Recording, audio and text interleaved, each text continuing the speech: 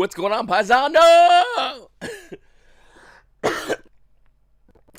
What's going on, Paisanos?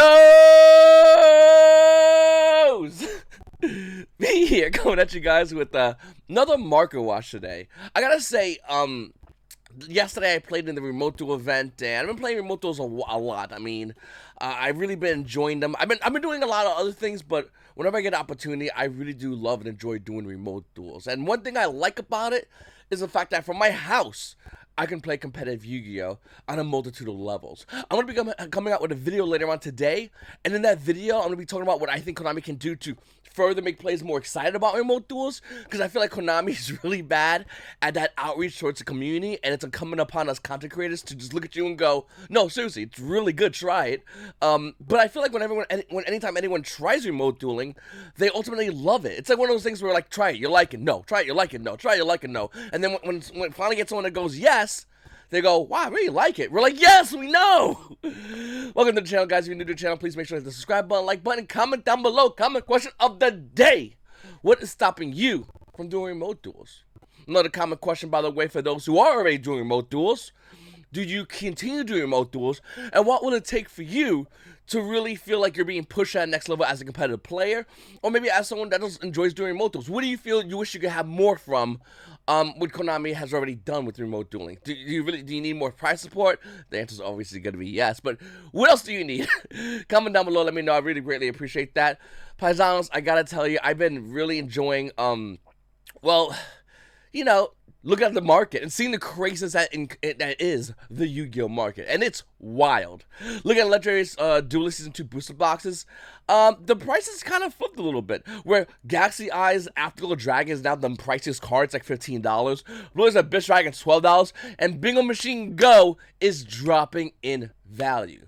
I think kind of this was going to happen. I'm pretty sure that we saw this. Nobody's really playing Bingo Machine Go, but everyone kind of wants it. I mean, I don't know. I'm not a hardcore Blue Eyes player. Is it used in your deck? And if it is, are you doing good with it?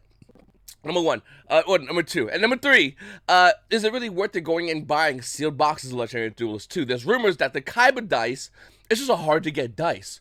Well, here's my little answer for you. Buy it online. No, seriously. Listen, I understand it's hard to get dice, and a lot of people are buying Legendary Season 2 booster boxes. I bought a couple, and I haven't pulled any, by the way. But why not just buy that Kaiba Corp dice online? And Konami, short printing dice? Really? Are you short printing dice, Konami? Tell me you're not doing that. Tell me that it's like a rumor from a couple of Yu-Gi-Oh! Players that just really want a dice and then you get it. Tell me you're not short printing a dice. It's a dice, Konami. What's next? Selling sleeves of players and short selling those sleeves? What? Anyway, looking at Legendary Duel Season 2, I do think it has good value for collectors that would want to hold this sealed. As far as a lot of Yu-Gi-Oh! Players, like I said, if you're missing cards, I'm missing a bunch of cards, just go in and buy them individually, especially for stuff like Harpies. Good to see Photon Orbital being here for $6. The original price point was so insanely high. I do like that a lot. Speaking of insanely high, Forbidden Droplet is definitely the MVP card for anyone playing this past weekend at the Remote Duel event. The card right now coming out of the Duelist with a $110 market price. Don't worry about it. It's $105. Oh, wait. Yeah. After that one's sold, the card's $120. Now, if you've been watching these videos for a while, it's exactly the number we said it was going to go to. Of course it is. Like, this is something that's hard for a lot of content creators. Well, not content creators. Well, for me as a content creator, but for you guys watching, you're seeing a card like Forbidden Droplet. You're seeing them at a shift mid-range. You're seeing Forbidden Droplet be the best card in a mid-range meta, and it's almost like a car crash. And right before they crash, we pause and I go, so what's gonna happen to the front of those cars? When you guys raise your hand, you go, they're going to hit each other. That's exactly what happened with Forbidden Droplet. We saw this happening. And once again, I said it before and I'll say it again in this video. It's really important for you guys to understand. Triple Tactics Talents is not seeing as much play, but it is an excellent card. The card that advises the Duelist with a $95 market price is still roughly around $100. This is still an insanely good card. Can it see play? Yes and no. In some decks I think it can, in other decks I don't think it can. I think in Virtual World this card's absolutely broken. There are many opponents like Ash Blossom. You're like, oh, you stopped my one card. I'm just gonna I'm just gonna draw 2 more cards because this card now says Pot of Greed. Thanks for that. Or your opponent does hit you with a hand trap. You still have combo, but you're still gonna take a card. Like, this card's insane. I don't know why I'm explaining to you. You already know already that Trouba Gates is an absolutely broken card. But what makes for being dropped, it's such a unique card. A card which was like $68, which is now almost doubled, is the fact that this card is so good in mid-range because you can change so much to it. By the way, if you guys are going V, I don't have Forbidden Droplets. I don't have it. $120. I don't want to put that kind of money in this card. If you don't have this card, don't worry about it. You still have Dark Ruler No More, and it's still a phenomenal card. Think about it. The Dryden matchup, what are they going to end with? Vanity's Ruler, Herod Ultimus, and maybe like a Link Creeble, let's say. Dark Ruler No More, clean that board. Do the combo again. Oh, you can't? Alright, then you just lose. Like, this card is still really good. Like, really, really, really, really, really good. I mean, is it as good as Forbidden Droplets? I would argue no. But it doesn't matter if you're playing against Drytens or a lot of other decks out there in the game that's waiting to, like, activate a card in response to whatever you're activating in hopes of getting you to neg. You know, something like I said, a VFD. I know, you know, they'll have the trap, but they don't always have the trap. It might be something like Utopia Zexal, where they're just waiting for you to activate a card. Oh, I'll activate a card real quick for you, buddy. Dark Ruler No More. That Zexal looks really good now. Now who's about to get body? You're gonna get body. Listen, Dark Ruler No More is a phenomenal card. I think a lot of people are underestimating this card. People are not playing this card. But when people start playing this card, the 2019 Gold Star version is the highest rarity version. We have a common version. We'll talk about that in a second. But the Dark Ruler No More at a 2018 Gold Stock version with a $6 market price is roughly around $6. Now, once again, if you want the lowest rarity, no big deal. It's $2 from the Structure Spirit Charmer's version of Dark Ruler No More. It's an excellent card. Oh, sorry, $3 now. Nevertheless, it's an excellent card. For $10, you get a playset of this card. And it's a great card to use in the game. We also have Access Code Token, another card at Eternity Code. It just slowly rises higher and higher and higher in value. $79 market price, the value of the card is roughly around $83. At first, I was weird about Access Code Talker when it came out, because I thought, listen, Access Code Talker is going to be that card that's going to come out, go crazy high in value. And the Konami's like, no. We're going to mix up the secret rarities. We're not going to short print you anymore. We're going to do things normally, so it's going to be balanced. Okay, cool. And they weren't wrong. It came out balanced. But then what happened? Well, Access Code Talker started going up more in value because those who didn't want to buy it, well, they slowly start wanting to buy it. And now I think it's almost a staple in the majority of decks in the game right now, especially decks like Drytens. So it's going to be seeing money. And this card's going to keep increasing in value no matter what. Okay? It's not, people are not going to try to fire sell this card. It's going to keep increasing in value. And the thing people have to understand is the only way this card can even stabilize in value, or actually, no, I'll stabilize myself, but like go down in value would realistically be if there was a reprint of this card, which we don't know if there's going to be. Then we have Link Cross. And now listen, I know this is banned. I know you guys are going, well, V, this is banned. Why show me a banned card? Because I can literally point to a bunch of cards in the banned list that's currently banned. You can't play with the card, but it's worth a lot of money. Look at a Link Cross Eternity Code with a $4.50 market price. The value of the card, well, $3 with shipping. This is a really good card. If you don't have one, or maybe you might have sold it, no lie, grab this card, put it to the side, get that band binder going. I don't understand why people don't do this. Like, they just go, I'm not getting a band binder going. All right, cool. Look, that came up the ban list. All right, time to pay whatever they're asking for. What are you doing? You're making yourself a victim in a situation in which you don't have to be. You can be the victor. Look at that Link Cross. I think it's a great card. I think there might be an opportunity. I'm not sure when, but it might be an opportunity when this card come off the ban list. Nevertheless, it doesn't matter because we've seen banned cards go rising higher in value. I mean, you don't have to look any further than to look at a Masterpiece, a card which when it got in the bans was $2, and now it's just rising higher and higher and higher in value.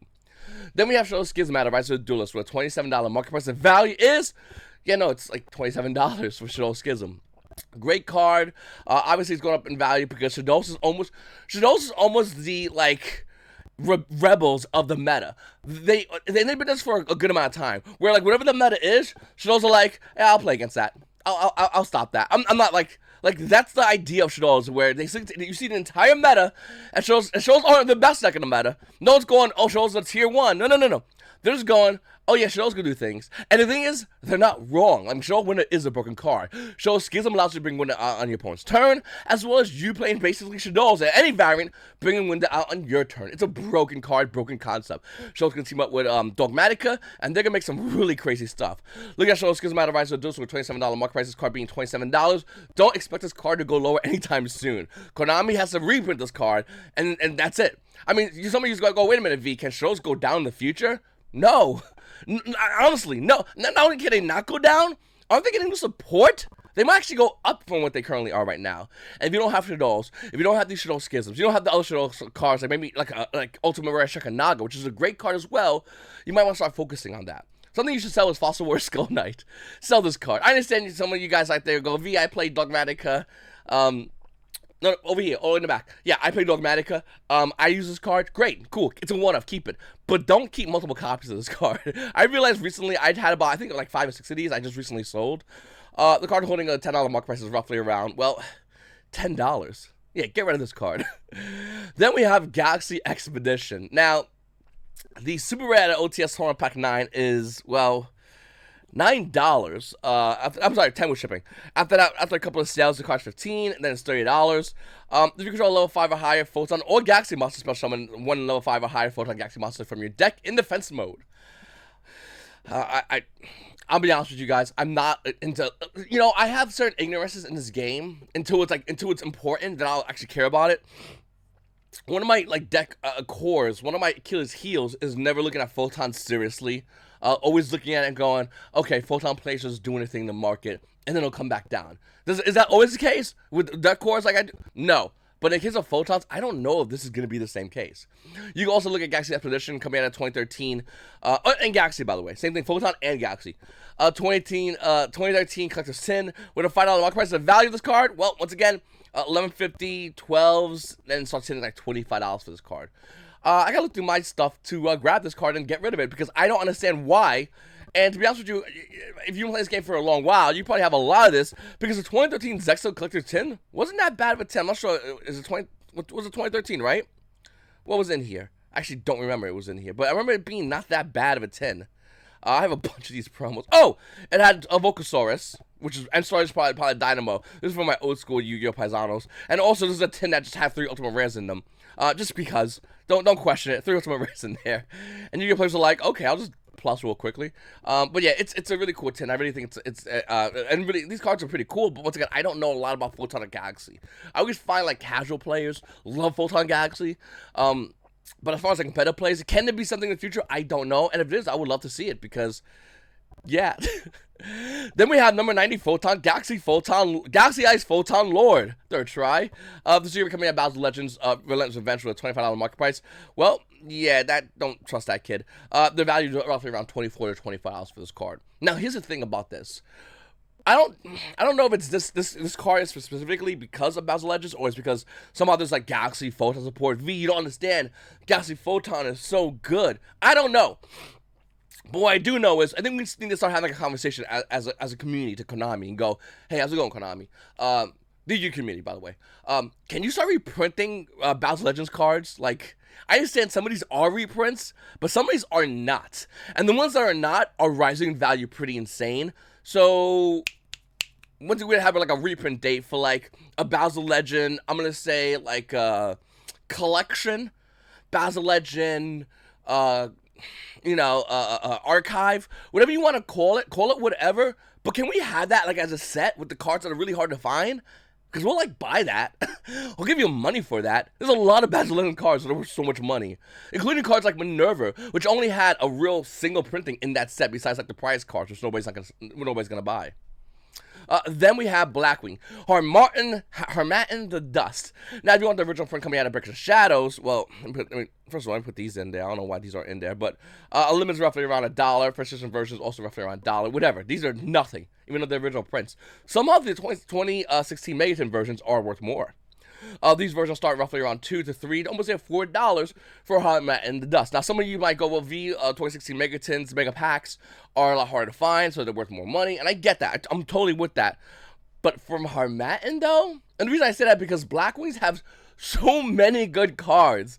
They were just an insane. First of all, let me get this card Vanguard picture out my face. Get out of here. There are so many good Blackwing cards that's almost annoying to see a random comic up in value. I'm serious. Like, obviously, Breeze is a great card. But what about Turbo Pack Booster 4 Soraka? This card's insane. The old school Doomsday promo versions of Bora the Spear, really hard to find. Those are good too. Of course, the Legendary Collection 5Ds version being roughly around $11. Like, I don't know. These are really, really good. It was brought to the attention of the Euro Market Watch Facebook page, which if you're not a member of, click in the description down below, about Blizzard going up in value and regular value, not even like ulti value going up in value, Blackwing Gale the Whirlwind going up in value, like all these versions of Blackwings going up in value, and it's just wild. I don't know, like it's kind of, it's almost nerve-wracking to see this go up in value, despite the fact that it's not really doing anything. I'm not sure if casuals love this deck as much, but in the OCG, this is like this is like their version of Black. They have like two favorite decks, Heroes and Blackwings in the OCG. You've been playing Yu-Gi-Oh long enough, you have seen that. They love they play Blackwings way after it's hitting the ban list, because they're like, we don't care, this deck's broken, and they were just making it work. And it's really cool to see Blackwings actually still get the love, still get the value in the market that it deserves, by the way. And I would realistically be excited. Hopefully, Konami, you can make Blackwings great again. We should make a hat. Let's start with a hat.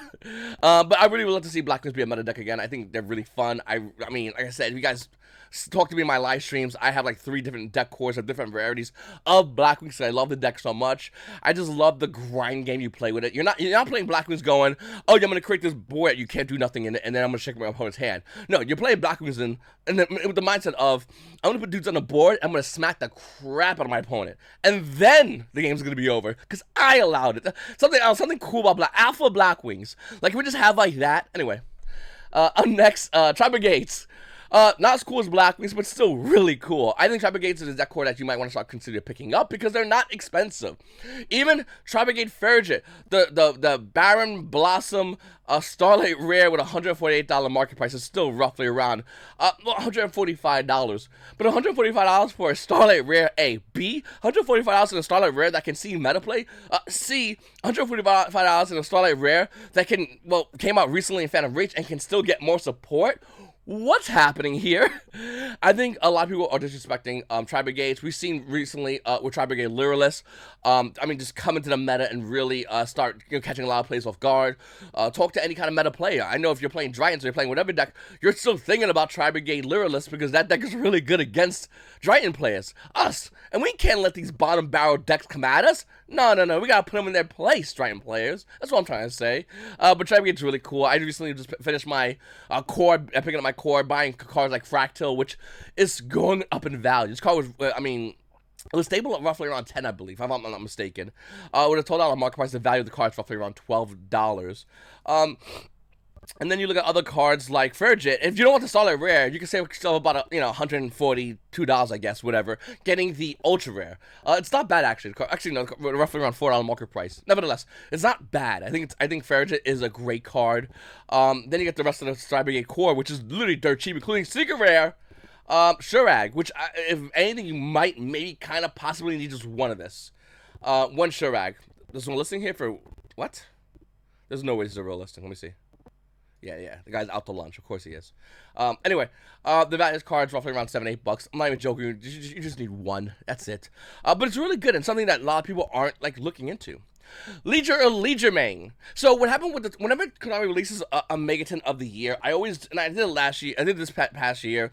The year past, I kind of did that. I didn't specifically do a video dedicated to it, but I grabbed those cards and said, hey, listen, this is not on the Megatons. When we see the Megatons of any year, I always go back to those sets that the Megatons evidently reprinted and find out what they didn't reprint. And what they didn't reprint is something that I think everyone should always be focusing on, because that means this card's a solo print, secret rare, and a set that had a reprint, but just wasn't on that train. And Leisure Man was one of those cards. The card out of Cybernetic Horizon with Secret Rare, $450 market price, is starting to go up. We got the Light You Play Unlimited being roughly around $7, which quickly goes up to $8, by the way. And if you want a first edition version of this card, it's $9. This card used to be available widely in the dollar binder, but is now seeing more value. And that's something that I think is really important. Whenever there's a Megaton, I'll do it on this channel. Of course I will. Whenever we see a new Megaton, I'm not looking at the Megaton for full spoilers. I mean, it's cool to see what's going to be spoiled. We'll talk about that too, but I'm really interested in what didn't get reprinted, because those always have historically had good value. Those are just safe bets. They might not go off for a month, 2 months, 3 months, 4 months, whatever. But initially, they're going to start going on when people realize, wait a minute, this got a reprint, right? Yeah, it should have had a reprint. And they missed this. Then we're talking about Thunder Dragon Colossus. Of course we are. The balance is not far away. I said one of my videos was like 2 weeks away. It's about a month away. About a month away before we're really in deep in balance speculation. And I love Thunder Dragons.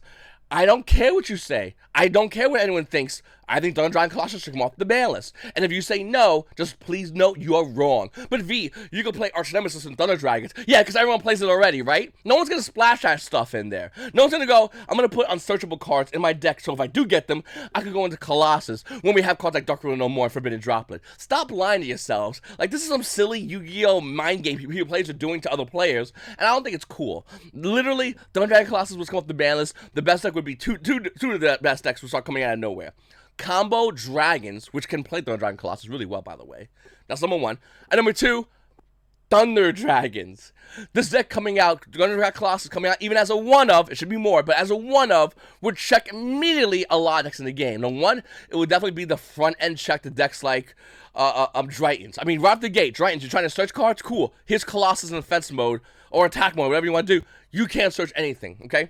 Number three, this card's really good against Virtual World. You can't resolve your spell. You can't do Lulu. You kind of gotta use them if you have them. And if you don't have them, you're gonna lose them. Like, that's why I like Thunder Dragons. And if they're not, like, really broken, they're a very front-end deck. They don't do a lot other than Colossus, which is, like, one of the best cards in the deck. Then you have Titan, which can pop. I get that, but, like, popping a card without targeting is getting kind of played out. Like, every time you see a new deck, you're like, where's your non-targeting removal card? Because they all have it. It used to be cool and unique, but now it's not anymore. But looking at the Thunder Dragons, I think it'd be really cool to see this card come off the ban list. I think this card coming off the ban list, it would definitely dramatically, even at one, change the way you play a game. And the first Yu-Gi-Oh players that start playing, well, Arch Nemesis and Thunder Dragons, they're going to learn really fast that when you draw bricks, you lose. Or when you finally draw the Arch Nemesis card, and you bring it on, your opponent plays Forbidden Droplet, you're sitting there going, I have a lot of bricks on my deck now, because I wanted to bring this one card out. That's what I'm going to lose with now. Like, this is why I don't understand when people give me that argument. It just makes no sense. But look at Thunder Dragon Colossus, if you want to get to 2019 Ghost of Megaton, it's only like $1 or $2. Not bad. But that's it. That's as cheap as it gets. Because when it gets higher, like Secret Rare, out of Soul Fusion, with an $8 market price, the value being almost there $8 to $9 for Thunder Dragon Colossus, yeah, this is a card that you might want to consider picking up because this is starting to go up in value. And of course, Ultimate Rare, the most gorgeous looking recent Ultimate Rare thing we have in the game right now, to be honest with you. Thunder Dragon Colossus, OTS 1 Pack 10. The market price is roughly around $50, $60. I mean, it went down, I guess. That's kind of weird. I never seen that $60. I've seen that at $50. But the card's roughly around $51. I'll tell you right now, I don't care. That's $51. This card's gonna be going up constantly. And this card might be the boogeyman, like how kind of like Maxi is right now with the boogeyman, where everyone's like, Maxi can never come off the bench. It's so broken, ignoring like all the cards in the game, ignoring Ash Joy Spring, Caught by the Grave. The card we're gonna be getting out soon, the I keep forgetting this card's name. It's so good, but I always forget the name. Of course, Desert Air. Like, just ignoring all these cards, they're like, oh no, if it comes out, we lose it. No, you don't. You have Max C PTSD. It's okay, princess. Just, you know, wake up like the rest of us adults and realize the card's good, but not broken. And that's literally the name. If I could like name this meta season, this past year, that's what it's called. Oh, it's good, but it's not broken. And when it is broken, ultimately, it gets checked, and that's kind of like the Yu-Gi-Oh! In the past, like, year or two. I do think Thunder Dragon Colossus will come off the bans. I don't know when. I'm telling you right now, I have my playset from when I first had it. The card went down as low as, I think, $36. I think that was the lowest it ever went for the OTs after the ban list, and I just didn't care. So I'm still holding this card. It's a great value. It's a great investment. If you're sitting there going, V, I don't got $51 or $55 or whatever to drop in Colossus OTs, the secrets are so good, and you say, V, I don't got that kind of money, no big deal. The Ultra Rares are something nobody's looking at, and all these will go up if Colossus went to 1, because Colossus people have Max C PTSD with Thunder Dragon Colossus. They do have that. So I really do think this is a great card and highly undervalued card right now in the game, and ultimately will go up in value. Anyway, I really appreciate you guys watch my videos. Oh, real quickly, if you watch my video long enough, I will answer a question that people have been asking for a very, very long time. When I first upload my videos on YouTube, YouTube's rendering my video. I believe it's done in 4K, and YouTube has to compress that, and then throw it out there for you guys that you can get it on any settings, 1080, 4K, whatever it is. Okay, when my video first goes on YouTube, it comes out in 360p. I always keep forgetting to answer this question, but people go, V, why is your video in 360p?